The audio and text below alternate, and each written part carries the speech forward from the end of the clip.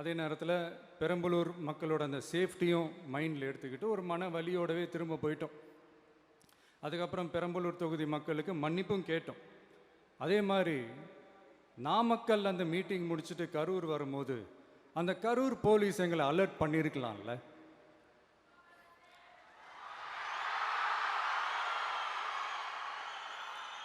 இல்லை சார், இங்கே எதிர்பார்த்ததை விட கொஞ்சம் கூட்டம் அதிகமாக இருக்குது, கண்ட்ரோல் பண்ண முடியல, வராதிங்க.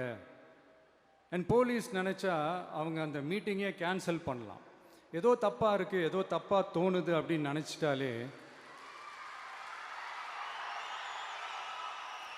they have all the rights to cancel the meeting. எங்ககிட்ட கேட்கணும்லாம் ஒன்றும் அவசியமே கிடையாது. ஆனால் அதையெல்லாம் எதுவுமே செய்யாமல் அந்த ஹைவேல இருந்து அந்த ஸ்பாட்டுக்கு போலீஸே எங்களை உள்ளே கூட்டிகிட்டு வந்து விட்டு அந்த நாடகம்லாம் இருக்குது பாருங்கள்.